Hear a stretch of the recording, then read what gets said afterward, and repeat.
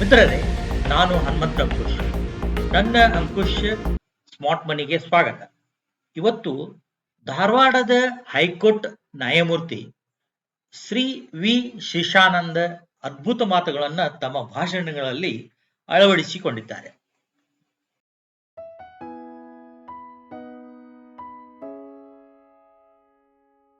ಹೇಳ್ತಾರೆ, ಯಾರೂ ಸಂಗಡ ಬಾಹೋರಿಲ್ಲ. ಆಗಿನ ಕಾಲದ ICUನ ಅವರು ವರ್ಣನೆ ಮಾಡ್ತಾರೆ. ಸುತ್ತಲೂ ಕುಳಿತಿದ್ದ ಮಿತ್ರ ಬಾಂಧವರೆಲ್ಲ ಹೊತ್ತು ಹೋಯಿತು ಹೊರಗೆ ಹಾಕೆನುವರು, ಹಿತ್ತಲ ಕಸಕ್ಕಿಂತ ಕಡೆಯಾಯಿತಿ ದೇಹ ಹೊತ್ತುಕೊಂಡೊಯ್ದು ಅಗ್ನಿಯಲ್ಲಿ ಬಿಸಿಡುವರು. ಯಾರೂ ಸಂಗಡ ಬಾಹೋರಿಲ್ಲ. ಸ್ನೇಹಿತ, ಯಾವತ್ತೂ ಒಂದು ದಿನನೂ ಒಂದು ಕ್ಷಣನೂ ನಿಲ್ಲೋದಿಲ್ಲ, ಲೇಟ್ ಆಗೋದಿಲ್ಲ. ದಾಸರು ಹೇಳಿದ್ರು, ಅಂತಕನ್ನ ದೂತರಿಗೆ ಕಿಂಚಿತ್ತು ದಯವಿಲ್ಲ ಅಂತ. ಯಮನ್ ಭಟ್ರಿಗೆ ಮದುವೆ ಮನೆ ಇದೆ ಕಣೋ, ಹೆಣ್ಣನ್ನು ನಾನು ದಾರ ಎರೆದು ಕೊಟ್ಬಿಟ್ಟು ಕನ್ಯಾ ಪುಣ್ಯ ತೆಗೆದುಕೊಂಡು ಕನ್ಯಾದಾನ ಮಾಡಿದ ಪುಣ್ಯ ತಗೊಂಡು ಬರ್ತೀನಿ ಅಂದರೆ, ಪರವಾಗಿಲ್ಲ, ಅದಕ್ಕೆ ನನ್ನ ಹತ್ರ ಟೈಮ್ ಇಲ್ಲ, ನಡಿ ಅಂತಾನೆ. ಮಕ್ಕಳು ಹಾಲು ಕುಡಿತಿದೆ ಕಣೋ, ಕುಡಿಸ್ಬಿಟ್ಟು ಬರ್ತೀನಿ ಅಂದರೆ ಆಗೋದಿಲ್ಲ ಅಂತ ಹೇಳ್ತಾನೆ. ತಾಯಿನ ಎತ್ಕೊಂಡು ಹೋಗ್ಬಿಡ್ತಾನೆ. ಅದಕ್ಕೆ ಅಂತಕನ್ನ ದೂತರಿಗೆ ಕಿಂಚಿತ್ತು ದಯವಿಲ್ಲ ಅಂತ ಹೇಳಿದ್ರು ದಾಸರು. ಎಚ್ಚರಿಸಿದ್ರು ನಮಗೆ. ಹಾಗಾದರೆ ಏನು ತಗೊಂಡು ಹೋಗ್ಬೋದು ಸರ್ ನಾವು? ಅಲೆಕ್ಸಾಂಡ್ರು ತನ್ನ ಸಮಾಧಿಯಿಂದ ಒಂದು ಕೈಯನ್ನು ಹೊರಗೆ ಇಟ್ಟು ನನ್ನನ್ನು ಸಮಾಧಿ ಮಾಡಿ ಅಂತ ಕೇಳ್ಕೊತಾನೆ. ಯಾಕೆ ಕೇಳ್ಕೊತಾನೆ ಆ ರೀತಿ ಅಂತ ಕೇಳಿದ್ರೆ, ಇಡೀ ಭೂಮಂಡಲವನ್ನು ನಾನು ಗೆದ್ದೆ, ಇಲ್ಲಿಂದ ನಾನು ಏನನ್ನೂ ಪಡೆದುಕೊಂಡು ಹೋಗಲಾಗಲಿಲ್ಲ ಅನ್ನೋದನ್ನು ಜನಗಳಿಗೆ ತೋರಿಸಿ, ಹುಚ್ಚು ಹಣದ ಹಿಂದೆ, ಹುಚ್ಚು ಕೀರ್ತಿಯ ಹಿಂದೆ ಅಲಿಬೇಡಿ ಹುಚ್ಚಪ್ಪಗಳಿರ, ಬೇಡ ಅಂತ ಹೇಳಿ ಕೈಯನ್ನು ಹೊರಗಿಟ್ಟು ಹೋಗ್ತಾನೆ. ಸ್ಮರಣೆ ಮಾಡಿ ಪರಗತಿಗೆ ಸಾಧನವ ಮಾಡಿಕೊಳ್ಳೋ, ಕರುಣಾನಿಧಿ ಕಾಗಿನೆಲೆಯಾದಿ ಕೇಶವ ನಿನ್ನ ಕಾಯುವನು ಅಂತಾರೆ. ಎಲ್ಲ ವಚನಗಳಲ್ಲಿ, ಎಲ್ಲ ದಾಸ ಸಾಹಿತ್ಯದಲ್ಲಿ ಈ ನಾಡು ಅತ್ಯಂತ ಶ್ರೀಮಂತವಾಗಿ ನಮಗೆ ಕೊಟ್ಟೋದಂತಹ ವಿಚಾರಗಳನ್ನು ನಾವಿವತ್ತು ಮರಿತಾ ಇದ್ದೀವಿ. ಬೇಡದ ಪಾಶ್ಚಾತ್ಯ ಸಂಸ್ಕೃತಿಗೆ ಮರಳಾಗಿದ್ದೀವಿ. ಅಜ್ಜ ಅವರು ಹೇಳಿದಂತಹ ಉತ್ತಮವಾದ ಖಾದ್ಯ ಇವತ್ತು ನಮ್ಮ ನಾಲಿಗೆಗೆ ರುಚಿ ಬರ್ತಿಲ್ಲ. ಮೃಷ್ಟಾನ್ನವಾಗಿರ್ತಕ್ಕಂಥದ್ದನ್ನು ಇಟ್ಟಿದ್ದೀವಿ. ರೊಟ್ಟಿ ತಿಂದವ ಗಟ್ಟಿಯಾದವ, ಮುದ್ದೆ ಉಂಡವ ನಿರೋಗಿಯಾದವ ಅಂತ ಹೇಳಿದಂಥ ಗಾದೆಯನ್ನು ಬಿಟ್ಟಿದ್ದೀವಿ. ಇಂಥ ಎಲ್ಲ ವಿಚಾರಗಳನ್ನ ನಾವು ಬಿಟ್ಟ ಮೇಲೆ ಏನು ನಮ್ಮ ಮಕ್ಕಳು ಯಾಕೆ ಸರಿ ಹೋಗ್ತಾ ಇಲ್ಲ ಅಂತಂದರೆ, 2 ಮಿನಿಟ್ಸ್ ಮ್ಯಾಗಿ ಅಲ್ಲ. 2 ಮಿನಿಟ್ಸ್ ಮ್ಯಾಗಿ ಆದಮೇಲೆ ಅಪ್ಪನ ಪ್ರೀತಿ 2 ಮಿನಿಟ್ಸ್ ಅಲ್ಲ, ಅಮ್ಮನ ಪ್ರೀತಿ 2 ಮಿನಿಟ್ಸ್ ಅಷ್ಟೇ ಅಲ್ವಾ? ಅಪ್ಪನ ಕೈಯಲ್ಲೊಂದು ಮೊಬೈಲು, ಅಮ್ಮನ ಕೈಯಲ್ಲೊಂದು ಮೊಬೈಲು, ಮಗುಗೆ 2 ಮಿನಿಟ್ಸ್ ಮ್ಯಾಗಿ ಅಲ್ದಲ್ಲೇ ಇನ್ನೇನು? ಅಂದಿಗೂ ಇಂದಿಗೂ ಎಂದೆಂದಿಗೂ ಕೂಡ ವಿಶ್ವಗುರು ಆಗಿತ್ತು ಅನ್ನೋದನ್ನು ನಮ್ಮ ಯಾರೋ ಪ್ರಾಚೀನ ನ್ಯಾಯಾಂಗ ವ್ಯವಸ್ಥೆಯನ್ನು ಅಲ್ಪ ಸ್ವಲ್ಪ ಸ್ಟಡಿ ಮಾಡ್ತಾರೆ, ಅವರಿಗೆ ತಿಳಿದಿರ್ತಕ್ಕಂಥದ್ದು. ಹೇಗಿದ್ದ ಹೇಗಾದ ಗೊತ್ತಾ ಅನ್ನೋದು ಚಲನಚಿತ್ರದ ಹಾಡು. ಹೇಗಿದ್ದ ದೇಶ ಹೀಗಾಯ್ತಲ್ಲ ಅನ್ನೋದು ನನಗೆ ಅಳುಕು. ಪ್ರಪಂಚದಾದ್ಯಂತ ವಿಶ್ವದಲ್ಲಿ ಜನ ಇನ್ನೂ ಬಟ್ಟೆ ಹಾಕ್ಕೊಳ್ಳೋಕ್ಕೆ ಬರ್ದಲ್ಲೇ ಆದಿ ಮಾನವರ ಥರ ತಿರುಗ್ತಿದ್ದಂಥ ಸಂದರ್ಭದಲ್ಲಿ ಉತ್ಕೃಷ್ಟವಾಗಿರ್ತಕ್ಕಂಥ ನ್ಯಾಯಾಂಗ ವ್ಯವಸ್ಥೆಯನ್ನು ಹೊಂದಿದ್ದಂಥ ದೇಶ ಇದು. ಆ ದೇಶವನ್ನು ನಾವು ಇವತ್ತು ಈ ರೀತಿಯಾಗಿ ಕೇಳಬೇಕು, ಆ ವಿಚಾರದ ಬಗ್ಗೆ ನಾವು ಮಾತಾಡಬೇಕು ಅನ್ನೋದನ್ನೇ ನನಗೆ ಒಂದು ಖೇದ ಅನ್ನಿಸ್ತಾ ಇದೆ. ಇದೆಲ್ಲ ನಮಗೆ ಗೊತ್ತಿರಬೇಕಾದಂಥವ್ರು. ಪಾಶ್ಚಾತ್ಯ ದೇಶಗಳನ್ನು ನೋಡಿ, ಏನೂ ಇಲ್ಲ, ಸಣ್ಣದೇನೋ ಒಂದಿದೆ. ನೀವೆಲ್ಲ ಫಾರಿನ್ ಟೂರ್ಗೆ ಹೋಗಿ ಬಂದವ್ರಿಗೆ ಗೊತ್ತಾಗುತ್ತೆ. ಅಲ್ಲಿ ಏನೂ ಇರೋದಿಲ್ಲ. ಏನೋ ಒಂದು ಸಣ್ಣದೊಂದು ಪ್ರಿಮಿಟಿವ್ ಸ್ಟೇಜಲ್ಲಿ ಇರ್ತಕ್ಕಂಥದ್ದು ಯಾವುದೋ ಶಿಲ್ಪವೋ ಮತ್ತೊಂದೋ ಮಗದೊಂದೋ ಇನ್ನೇನೋ ಒಂದು ಮಾನ್ಯುಮೆಂಟೋ ಇರುತ್ತೆ. ಅದನ್ನು ಶೋಕೇಸ್ ಮಾಡೋ ರೀತಿ ನೋಡ್ಬೇಕು ನೀವು. ಅದು ಯಾವುದೋ ಭಾಳ ದೊಡ್ಡ ವಿಚಾರ ಅನ್ನೋ ರೀತಿಯಲ್ಲಿ ಶೋಕೇಸ್ ಮಾಡಿರ್ತಾರೆ. ಆದರೆ ಇಲ್ಲಿ ಹಂಗಲ್ಲ, ಎಲ್ಲ ಮೈದೆಳೆದು ನಿಂತುಬಿಟ್ಟಿದೆ. ಈ ಭಾಗದಲ್ಲಿ ಹೇಳ್ತಾನೆ, ಶ್ರೀಗಂಧವನ್ನು ಎಷ್ಟು ಬೆಳೆದಿತ್ತು ಈ ನಾಡಿನಲ್ಲಿ ಅಂತಂದರೆ, ಆ ಶ್ರೀಗಂಧದ ನಾಡಿನಲ್ಲಿ ಜನರು ಅಡುಗೆಗೆ ಸಾಯಂಕಾಲಕ್ಕೆ ಆ ತುಂಡುಗಳನ್ನ, ಶ್ರೀಗಂಧದ ತುಂಡುಗಳನ್ನ ಸೌದೆಯಾಗಿ ಉಪಯೋಗಿಸ್ತಿದ್ರು ಅಂತ. ಅತಿಯಾದರೆ ಅಮೃತವೂ ವಿಷವೇನೋ ಅಂತ ಅನಿಸುತ್ತೆ. ಹಾಗಾಗಿ ಇವತ್ತು ಶ್ರೀಗಂಧದ ಮರಕ್ಕೆ ನಾವು ಕಾಂಕ್ರೀಟಿನ ಗೋಡೆ, ಕಬ್ಬಿಣದ ಬೇಲಿ ಹಾಕುವಂಥ ಪರಿಸ್ಥಿತಿಗೆ ಬಂದಿದೆ. ನ್ಯಾಯಾಂಗ ವ್ಯವಸ್ಥೆ ಕೂಡ ಅದಕ್ಕೆ ಹೊರತಾಗಲಿಲ್ಲ. ಸ್ವಲ್ಪ ಹಿನ್ನೆಲೆ ನೋಡ್ತಾ ಹೋಗಬೇಕು. ಮೂರನೇ ಶತಮಾನದಲ್ಲಿ ನ್ಯಾಯಾಂಗ ವ್ಯವಸ್ಥೆ ಉತ್ಕೃಷ್ಟತೆಯನ್ನು ತಲುಪಿತ್ತು. 3ನೇ ಶತಮಾನ ಊಹೆ ಮಾಡಿಕೊಳ್ಳಿ. 14ನೇ ಶತಮಾನದಲ್ಲಿ ಬಂದಂತಹ ಬ್ರಿಟಿಷ್ ಜೂರಿಸ್ಟು ಆತ ಬರೆದಿರ್ತಕ್ಕಂಥ ವಿಚಾರವನ್ನು ನಾವು ಗಮನಿಸಬೇಕು. ನಮ್ಮ ಪುಸ್ತಕ ಆದರೆ ನೀವು ಬೇಕಾದಂಗೆ ಬರ್ಕೋತೀರಿ, ನಿಮ್ಗೆ ಇಲ್ದಿರೋದೆಲ್ಲ ಹೇಳ್ಕೊಳ್ಳೋದು ಅನ್ನೋತಕ್ಕಂಥದ್ದು ಒಂದು ಭಾವನೆ ನಮ್ಮಲ್ಲಿ ಬಂದುಬಿಟ್ಟಿರುತ್ತೆ. ಪ್ರೊಫೆಸರ್ ಕೆನ್ನಿ ಅಂತ, ಈಸ್ ಎ ಬ್ರಿಟಿಷ್ ಜೂರಿಸ್ಟು. ಆತ ಕೆನ್ನೀಸ್ ಔಟ್ಲೈನ್ಸ್ ಆಫ್ ಕ್ರಿಮಿನಲ್ ಲಾ ಅಂತ ಒಂದು ಪುಸ್ತಕ ಬರೆದಿದ್ದಾರೆ. ನಮ್ಮ ಹೈಕೋರ್ಟ್ ಲೈಬ್ರರಿಗೂ ನಾನು ರಿಜಿಸ್ಟ್ರಾರ್ ಜನರಲ್ ಇದ್ದಾಗ 4 ಪುಸ್ತಕ ಎಕ್ಸ್ಟ್ರಾ ತರಿಸಿಟ್ಟಿದ್ದೀನಿ ಜನ ಓದಲಿ ಅಂತ. ಆತ ಬರೆಯೋವಂಥ ಸಂದರ್ಭದಲ್ಲಿ ಬರೀತಾನೆ, ಕ್ರೈಮ್ ಅನ್ನೋ ಪದ 14ನೇ ಶತಮಾನದ ಉಗಮದ ಹೊತ್ತಿಗೆ ಬ್ರಿಟಿಷರಿಗೆ ಗೊತ್ತಿರಲಿಲ್ಲ ಅಂತ ಹೇಳ್ತಾನೆ. ಇವತ್ತಿಗೆ ನಾವು ಕ್ರಿಮಿನಲ್ ಪ್ರೊಸೀಜರ್ ಕೋಡ್ ತೆಗೆದ್ರೆ ಯಾರು ನಮ್ಮ ಆಸಕ್ತರು, ವಕೀಲರು, ತವರ್ಮನೆ ಸದಸ್ಯರು ಇದ್ದೀರಿ ಅವರೆಲ್ಲ ಇವತ್ತು ನೋಡಲಿ, ಇನ್ಕ್ಲೂಡಿಂಗ್ ಜಡ್ಜಸ್ ನೋಡಲಿ, ಕ್ರೈಮ್ ಅನ್ನೋ ಪದಕ್ಕೆ ನಾವು ಇದುವರೆಗೂ ಡೆಫಿನೇಷನ್ನೇ ಹೇಳ್ಕೊಳ್ಳಿಲ್ಲ. ಮತ್ತು ಕ್ರಿಮಿನಲ್ ಪ್ರೊಸೀಜರ್ ಕೋಡ್ ಅಂತಿದೆಯಲ್ಲ ಅಂತ ಇದೆ, ಏನು ಮಾಡೋದು? ಇದು ನಮ್ಮ ಖೇದವಾಗಿರ್ತಕ್ಕಂಥದ್ದು. ಅವ್ರಿಗೆ ಗೊತ್ತಿರಲಿಲ್ಲ ಅಂತ ನಾನು ಹೇಳಿದ್ರೆ ಬೇಜಾರಾಗುತ್ತೆ ಅವ್ರಿಗೆ. ಅವರವರೇ ಹೇಳಿದ್ದಾರೆ, ಬ್ರಿಟಿಷ್ ಜೂರಿಸ್ಟು ಕೆನ್ನಿ ಹೇಳ್ತಾನೆ ಅದನ್ನು. 14ನೇ ಶತಮಾನದ ಉಗಮದ ಹೊತ್ತಿಗೆ ಅದರ ಬಗ್ಗೆ ಒಂಚೂರು ಹೇಜಿ ಐಡಿಯಾ, ಅಸ್ಪಷ್ಟವಾಗಿರ್ತಕ್ಕಂಥ ಒಂದು ಚಿತ್ರಣವನ್ನು ಗೊತ್ತಾಯಿತು ಅಂತ ಹೇಳ್ತಾರೆ. ಅದಕ್ಕೆ ಅವರು ಫೆಲೋನಿ ಅಂತ ಕರ್ಕೋತಾರೆ. ಅಂದರೆ ನಾವು ಆ ಬ್ರಿಟಿಷರ ಸಂದರ್ಭದಲ್ಲಿ ನಮ್ಮ ನ್ಯಾಯದ ಪದ್ಧತಿಯನ್ನು ಆ ಕಡೆಗೆ ಹಾಕಿ ತಳ್ಳಿ ಅವರ ನ್ಯಾಯ ಪದ್ಧತಿಯನ್ನು ಇಟ್ಬಿಟ್ಟಾದ್ರಿಂದ ಆ ಕ್ರಿಮಿನಲ್ ಪ್ರೊಸೀಜರ್ ಕೋಡ್ ಅವತ್ತೇನಿತ್ತು ಅದನ್ನು ಹೀಗೇ ಕಾಪಿ ಹೊಡೆದಿಟ್ಕೊಂಡ್ಬಿಟ್ವಿ. ಹಾಗಾಗಿ ನಮ್ಗೆ ಇವತ್ತಿನವರೆಗೂ ಕ್ರೈಮ್ ಅನ್ನೋದು ಡೆಫಿನೇಷನ್ ಬರಲಿಲ್ಲ. ಕ್ರೈಮ್ ಅನ್ನೋ ಡೆಫಿನೇಷನ್ನೇ ಗೊತ್ತಿಲ್ಲದಿದ್ಮೇಲೆ ಏನು ಕ್ರಿಮಿನಲ್ ಪ್ರೊಸೀಜರ್ ಕೋಡ್ ಇಟ್ಕೊಳ್ಳೋದು ನಾವು? ಈ ಪರಿಸ್ಥಿತಿಗೆ ಉತ್ತರವನ್ನು ಹುಡುಕುವಂಥ ಸಂದರ್ಭ ನನಗೆ ಒದಗಿ ಬಂತು. ಆ ಸಂದರ್ಭದಲ್ಲಿ ನಾನು ಹಾಗಾದರೆ ನಮ್ಮ ದೇಶದಲ್ಲಿ ಏನಿತ್ತು ಅಂತಕ್ಕಂಥದ್ದು ನೋಡೋಣ ಅನ್ನೋ ದೃಷ್ಟಿಯನ್ನು ಇಟ್ಕೊಂಡು ಆ ಸಂದರ್ಭವನ್ನು ಮಾಡಿದಾಗ ನಮ್ಮ ಪ್ರೊಫೆಸರ್ ಬಳಿ ಹೋಗಿ ಕೇಳಿದೆ, ಗುರುಗಳೇ ಹೀಗಿದೆ, ಯಾಕೆ ಹೀಗಾಯಿತು ಅಂತ.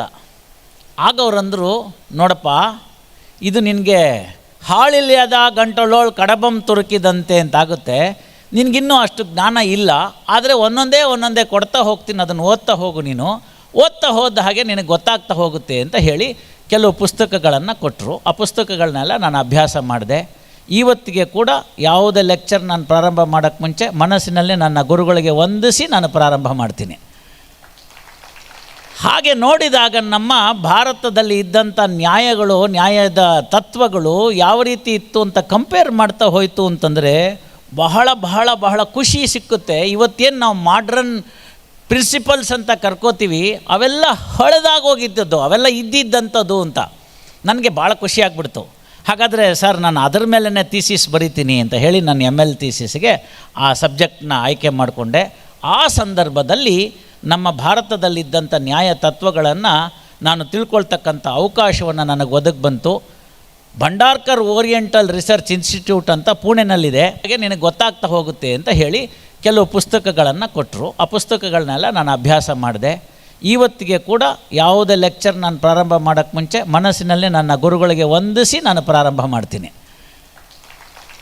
ಹಾಗೆ ನೋಡಿದಾಗ ನಮ್ಮ ಭಾರತದಲ್ಲಿ ಇದ್ದಂಥ ನ್ಯಾಯಗಳು, ನ್ಯಾಯದ ತತ್ವಗಳು ಯಾವ ರೀತಿ ಇತ್ತು ಅಂತ ಕಂಪೇರ್ ಮಾಡ್ತಾ ಹೋಯಿತು ಅಂತಂದರೆ ಬಹಳ ಬಹಳ ಬಹಳ ಖುಷಿ ಸಿಕ್ಕುತ್ತೆ. ಇವತ್ತೇನು ನಾವು ಮಾಡ್ರನ್ ಪ್ರಿನ್ಸಿಪಲ್ಸ್ ಅಂತ ಕರ್ಕೋತೀವಿ, ಅವೆಲ್ಲ ಹಳೆದಾಗೋಗಿದ್ದದ್ದು, ಅವೆಲ್ಲ ಇದ್ದಿದ್ದಂಥದ್ದು ಅಂತ ನನಗೆ ಭಾಳ ಖುಷಿ ಆಗ್ಬಿಡ್ತು. ಹಾಗಾದರೆ ಸರ್ ನಾನು ಅದರ ಮೇಲೇ ಥೀಸಿಸ್ ಬರಿತೀನಿ ಅಂತ ಹೇಳಿ ನಾನು ML ಥೀಸಿಸ್ಗೆ ಆ ಸಬ್ಜೆಕ್ಟ್ನ ಆಯ್ಕೆ ಮಾಡಿಕೊಂಡೆ. ಆ ಸಂದರ್ಭದಲ್ಲಿ ನಮ್ಮ ಭಾರತದಲ್ಲಿದ್ದಂಥ ನ್ಯಾಯ ತತ್ವಗಳನ್ನು ನಾನು ತಿಳ್ಕೊಳ್ತಕ್ಕಂಥ ಅವಕಾಶವನ್ನು ನನಗೆ ಒದಗಿ ಬಂತು. ಭಂಡಾರ್ಕರ್ ಓರಿಯೆಂಟಲ್ ರಿಸರ್ಚ್ ಇನ್ಸ್ಟಿಟ್ಯೂಟ್ ಅಂತ ಪುಣೆನಲ್ಲಿದೆ. ಅಲ್ಲಿಗೆ ಹೋಗಿ ನಾನು ಆ ಸ್ಮೃತಿಗಳ ತಾಳೆಗರಿ ಮೇಲಿರ್ತಕ್ಕಂಥ ಮೂಲ ಪ್ರತಿಗಳೇನಿದೆ ಅದನ್ನು ನೋಡಿ ಬಂದಂಥ ಪುಣ್ಯ ನನ್ನದಾಗಿದೆ. ಮೈಸೂರು ಮಹಾರಾಜರು ಕೂಡ ಇದಕ್ಕೇನು ಹಿಂದೆ ಬಿದ್ದಿರಲಿಲ್ಲ. ಮೈಸೂರು ಓರಿಯೆಂಟಲ್ ರಿಸರ್ಚ್ ಲೈಬ್ರರಿ ಅಂತ ಮಾಡಿದ್ದಾರೆ. ಅಲ್ಲಿ ಮಹಾರಾಜಾಸ್ ಓರಿಯೆಂಟಲ್ ರಿಸರ್ಚ್ ಲೈಬ್ರರಿ ಅಂತ ಬಾಗಿಲು ಹಾಕ್ಬಿಟ್ಟಿದ್ವಿ. ಈಗಿನ ನಮ್ಮ ಯುವರಾಜರು ಏನಿದ್ದಾರೆ ಅವರು ಅದರ ಬಗ್ಗೆ ಆಸಕ್ತಿ ವಹಿಸಿ ಅದನ್ನು ಪುನಃ ಪ್ರಾರಂಭ ಮಾಡಿದ್ದಾರೆ. ಹಾಗಾಗಿ ನಾನು ಕೇಳೋ ಹಾಗಾಗಲಿ ಲಾ ಆಫ್ ಪ್ರೆಸಿಡೆಂಟ್ಸ್ಗೆ ಅದನ್ನು ನೋಡೋಣ. ಏನು ಹಂಗಾರೆ ಕೇಸು ಅಂತ ಕೇಳಿದ್ರೆ, 3ನೇ ಶತಮಾನದ ಈ ಪ್ರಕರಣವನ್ನು 5ನೇ ಶತಮಾನದ ಕವಿ ಒಂದು ಕಡೆ ರೆಕಾರ್ಡ್ ಮಾಡ್ತಾನೆ, ಪ್ರಕರಣದ ವಿವರಗಳನ್ನು ಹೇಳ್ತಾನೆ, ಪ್ರಕರಣದಲ್ಲಿ ಏನೇನು ತಕರಾರುಗಳಿತ್ತು ಅಂತ ಹೇಳ್ತಾನೆ, ಆ ಪ್ರಕರಣದಲ್ಲಿ ಬಂದಂತಹ ಯಾವುದೇ ರೀತಿಯಾದ ರಿಟರ್ನ್ ಸ್ಟೇಟ್ಮೆಂಟ್ ಹಾಕಿದ್ರು ಅಂತ ಹೇಳ್ತಾನೆ, ಲಾಯರ್ಗಳು ಯಾರ್ಯಾರಿದ್ರು ಒಬ್ಬರ ಪಾರ್ಟಿ ಕಡೆಗೆ ಇನ್ನೊಬ್ಬರ ಪಾರ್ಟಿ ಕಡೆಗೆ ಅಂತ ಇವತ್ತೇನು ರಿಪೋರ್ಟ್ಸ್ನಲ್ಲಿ ಕಾಣ್ತೀವಿ ಅದೆಲ್ಲ ವಿವರಣೆಗಳಿದೆ. ಅವನು ತಗೊಂಡಂಥ ಡಿಫೆನ್ಸಿನ ತೊಂದರೆಗಾದಾಗ ಉದ್ಭವ ಆದಂಥ ರೆಫರೆನ್ಸಲ್ ಕ್ವಶ್ಚನ್ ಏನು ಅಂತ, ರೆಫರಲ್ ಕ್ವಶ್ಚನ್ ಏನು ಅನ್ನೋದನ್ನು ತೀರ್ಮಾನ ಮಾಡ್ತಾರೆ, ಅದನ್ನು ಎಕ್ಸ್ಪರ್ಟ್ ಒಪಿನಿಯನ್ಗೆ ಕಳಿಸ್ತಾರೆ, ಇದನ್ನೆಲ್ಲ ತೆಗೆದುಕೋತಾರೆ. ಸರ್ ಇದೆಲ್ಲ ಚೆನ್ನಾಗಿದೆ ಕೇಳೋಕ್ಕೆ, ಏನು ಕೇಸು ಅಂತಂದರೆ ಮೊನ್ನೆ ಕೋವಿಡ್ ಆಯ್ತಲ್ಲ ಆ ಥರ ಒಂದು ಪರಿಸ್ಥಿತಿ ಆ ಸಂದರ್ಭದಲ್ಲಿ ಉಂಟಾಗಿರುತ್ತೆ.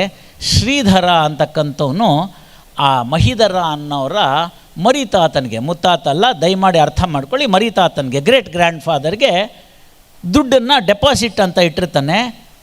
ಇದು ಒಂದು ವಿಷಯ ತಿಳ್ಕೋಬೇಕು. ಪಾಟಲಿಪುತ್ರ ಈಗಿನ ಬಿಹಾರ ಏನಿದೆ ಅಲ್ಲಿ ಪಾಟ್ನಾ ಅಂತ ಕರಿತೀವಲ್ಲ, ಅಲ್ಲಿ ನಡೆದಂಥ ಪ್ರಕರಣ ಇದು. ಆಗಿನ ಕಾಲಕ್ಕೆ 2% ಬಡ್ಡಿಗೆ ಇಟ್ಟಿರ್ತಾನೆ. ಹಾಗಾಗಿ ಆ ಸಂದರ್ಭದಲ್ಲಿ 2% ಬಡ್ಡಿಗೆ ಇಟ್ಟ ಮೇಲೆ ಇಂಟ್ರೆಸ್ಟ್ ಕೊಡಬೇಕಾಗಿರುತ್ತೆ. 1 ತಿಂಗಳ ಕಾಲ 2 ತಿಂಗಳ ಕಾಲ ಇಂಟ್ರೆಸ್ಟು ಕೊಟ್ಟಿರ್ತಾನೆ. ಯಾರು? ಮಹಿಧರನ ಮುತ್ತಾತ, ಮರಿತಾತ. ಕೊಟ್ಟ ಮೇಲೆ ಏನಾಗುತ್ತೆ, ವಾಪಸ್ಸು ಅವನು ಆ ಕ್ಷಾಮ ಇದೇ ಥರನೇ ಕೋವಿಡ್ ಬಂದಾಗ ಮರಿತಾತ, ಮುತ್ತಾತ, ತಾತ, ತಂದೆ ಇವರೆಲ್ಲ ತೀರಿ ಹೋಗಿಬಿಡ್ತಾರೆ. ಮಹಿಧರ ಮಾತ್ರ ಉಳ್ಕೋತಾನೆ ಮನೆಯಲ್ಲಿ. ತಾವು ಎಲ್ಲ ನೋಡಿರ್ತೀರಿ ಬೇಕಾದಷ್ಟು ಜನ ಆ ಥರ ಆಗೋಗಿರೋದನ್ನು. ಆ ಸಂದರ್ಭದಲ್ಲಿ ಏನಾಗುತ್ತೆ, ಇವನು ನೋಡಪ್ಪ ನೀನು ಬಡ್ಡಿನೂ ಕೊಡ್ತಿಲ್ಲ ದುಡ್ಡು ಕೊಡ್ತಿಲ್ಲ, ಕೊಡು ಅಂತ ಹೇಳ್ತಾನೆ. ಕೊಡು ಅಂತ ಹೇಳಿದಾಗ ಆಗ ಅವನೇನು ಮಾಡ್ತಾನೆ ಅಂತಂದರೆ, ಮೊದಲು ಕೊಡೋಕ್ಕೆ ಒಪ್ಕೋತಾನೆ, ನಂತರ ಸೀನಿಯರ್ ಲಾಯರ್ನ ಎಂಗೇಜ್ ಮಾಡಿ ಕೊಡಲ್ಲ ಅಂತಾನೆ. ಅರ್ಥ ಮಾಡ್ಕೊಳ್ಳಿ ನೀವು, ಸುಲಭವಾಗಿ ಕೊಟ್ಬಿಟ್ಟಿದ್ರೆ ಮುಗ್ದೋಗಿರ್ತಿತ್ತು. ಇವತ್ತು ನಾನು ಈ 3ನೇ ಶತಮಾನದ ಕೇಸ್ ಹೇಳೋಕೆ ಬರ್ತಿರಲಿಲ್ಲ. ಅವ್ನು ಕೊಡಲ್ಲ ಅಂತಾನೆ. ನಮಗೆ ಇಬ್ಬರದ್ದು ಹೆಸರುಗಳು ಸಿಗುತ್ತೆ ಅದರೊಳಗಡೆಗೆ, ಲಾಯರ್ಗಳ ಹೆಸರನ್ನ. ಸೀನಿಯರ್ ಕೌನ್ಸಿಲ್ ಬಂದುಬಿಟ್ಟು, ನೋಡು ಅದರಲ್ಲಿ ಪೌತ್ರೈಹಿ ಅಂತಿದೆ, ಮೊಮ್ಮಕ್ಕಳು ತೀರಿಸ್ಬೇಕು ಮರಿಮಕ್ಕಳು ಅಂತಿಲ್ಲ, ಹಾಗಾಗಿ ನೀನು ತೀರಿಸಲ್ಲ ಅಂತನ್ನು ಅಂತ. ಇದರ ಬಗ್ಗೆ ಚರ್ಚೆ ವಿಚರ್ಚೆ ಆಗುತ್ತೆ, ಸಮಾಜ ಯಾವ ರೀತಿ ಆಗಬೇಕು ಅನ್ನೋದು ತಿಳಿಸುತ್ತೆ.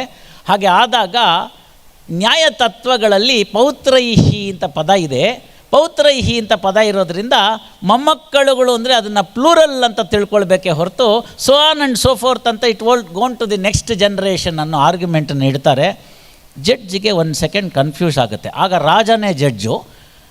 ರಾಜ ಏನು ಮಾಡ್ತಾನೆ, ಕನ್ಫ್ಯೂಸ್ ಆಗುತ್ತೆ. ಇವ್ರು ಹೇಳ್ತಿರೋ ಆರ್ಗ್ಯುಮೆಂಟ್ ಕರೆಕ್ಟಾಗಿದೆ, ಆದರೆ ಇದನ್ನು ನಾನು ಒಪ್ಪಿಬಿಟ್ರೆ ಸಮಾಜಕ್ಕೆ ಅನ್ಯಾಯ ಆಗುತ್ತೆ ಅಂತ. ದಯಮಾಡಿ ಅರ್ಥ ಮಾಡ್ಕೊಳ್ಳಿ, ಸಮಾಜ ಚಿಂತನೆ ಬಗ್ಗೆ ನ್ಯಾಯಾಧೀಶರಿಗೆ ಇರಬೇಕಾಗಿರ್ತಕ್ಕಂಥ ಗೌರವ ಎಷ್ಟಿತ್ತು, ಅದರದ್ದು ಆಸೆ ಎಷ್ಟಿತ್ತು ಅನ್ನೋದನ್ನು ತಿಳಿಸ್ಕೊಟ್ಟಂತಹ ಪ್ರಕರಣ ಇದು. ಇಷ್ಟು ಒಳ್ಳೆಯ ಪ್ರಕರಣವನ್ನು 3ನೇ ಶತಮಾನದಲ್ಲಿ ನಡೆದಿತ್ತು ಅಂತ ಅನ್ನೋದನ್ನು.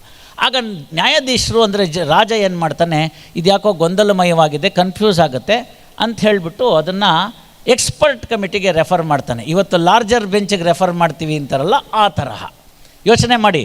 ಎಲ್ಲಿ 3ನೇ ಶತಮಾನ, ಎಲ್ಲಿ ನಾವು 2025 ಲಾರ್ಜರ್ ಬೆಂಚಿಗೆ ರೆಫರ್ ಮಾಡ್ತೀವಿ ಅಂತಿದ್ದೀವಿ, ಅಷ್ಟು ತತ್ವ ಎಲ್ಲಿತ್ತು ಅಂತ. ಅದನ್ನು ಲಾರ್ಜರ್ ಬೆಂಚ್ ಅಂದರೆ ವಿದ್ವಾಂಸರ ಅಭಿಪ್ರಾಯಕ್ಕೆ ಕಳಿಸ್ಕೊಡ್ತಾರೆ. ವಿದ್ವಾಂಸರ ಅಭಿಪ್ರಾಯಕ್ಕೆ ಕಳಿಸ್ಕೊಟ್ಟಾಗ ಆ ವಿದ್ವಾಂಸರೆಲ್ಲ ಅದನ್ನೆಲ್ಲನೂ ಚರ್ಚೆ ಮಾಡ್ತಾರೆ. ಇವ್ರು ಹೇಳಿರ್ತಕ್ಕಂಥ ಡಿಫೆನ್ಸ್ನ ನಾವು ಒಪ್ಬಿಟ್ರೆ ನಾಳೆ ದಿನ ಎಲ್ಲವನ್ನು ಇದೇ ಡಿಫೆನ್ಸ್ ತಗೋತಾನೆ, ದುಡ್ಡೇ ಕೊಡೋದಿಲ್ಲ, ಅದು ಅನ್ಯಾಯ ಆಗುತ್ತೆ.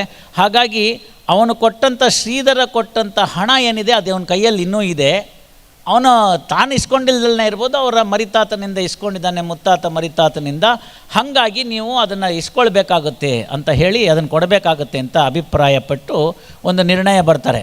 ಆ ಒಂದು ಒಪಿನಿಯನ್ನ ತೆಗೆದುಕೊಂಡು, ರೆಫರಲ್ ಕ್ವಶನನ್ನು ಆನ್ಸರ್ ಮಾಡಿದ್ದನ್ನು ತೆಗೆದುಕೊಂಡು ರಾಜ ಹೇಳ್ತಾನೆ, ನೋಡಪ್ಪ ನಿಮ್ಮ ತಂದೆ ನಿಮ್ಮ ತಾತ ಏನೂ ಬಿಡದೆ ಹೋದರೂ ಕೂಡ ನೀನು ಸಾಲವನ್ನು ತೀರಿಸ್ಬೇಕಾದ್ದು ನಿನ್ನ ಜವಾಬ್ದಾರಿ. ಆದರೆ ನಿಮ್ಮ ತಾತ ಮುತ್ತಾತ ಮರಿತಾತ ಏನಾದರೂ ಆಸ್ತಿ ಅಂತ ಬಿಟ್ಟು ಹೋಗಿದ್ರೆ ಆ ಆಸ್ತಿಗೆ ನೀನು ಇವತ್ತಿನ ದಿವಸ ಮಾಲೀಕನಾಗಿದ್ದಿ. ಹಾಗಾಗಿ ಆ ಆಸ್ತಿ ಜೊತೆಗೇನೆ ಈ ಎನ್ಕಂಬರೆನ್ಸ್ ಅಂದರೆ ಋಣ ಏನಿತ್ತು, ಸಾಲದ ಋಣ, ಅದು ಕೂಡ ಸೇರ್ಕೋತಾ ಹೋಗುತ್ತೆ.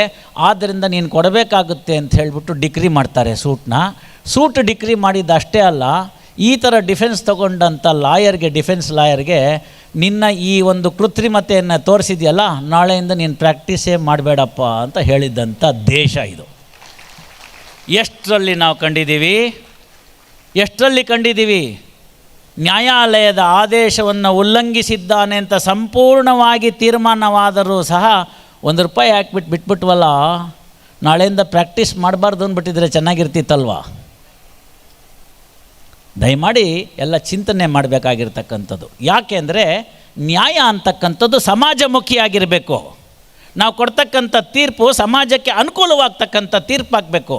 10 ಜನ ಸರಿಯಾಗಿದೆ ಅಂತ ಹೇಳಬೇಕು. ಅದನ್ನು ನೋಡಿ ಬಸವಣ್ಣವ್ರು ಹೇಳಿದ್ದು, ನುಡಿದರೆ ಮುತ್ತಿನ ಹಾರದಂತಿರಬೇಕು, ಲಿಂಗ ಅಹುದಹುದೆನ್ನಬೇಕು ಅಂತ, ಶಲಾಕೆ ಅಂತಿರಬೇಕು ಅಂತ ಹೇಳ್ತಾರೆ. ನ್ಯಾಯಾಧೀಶರ ತೀರ್ಪುಗಳು ಹೀಗೆ ಇರಬೇಕು ಅನ್ನೋದು ನನ್ನ ಭಾವನೆ.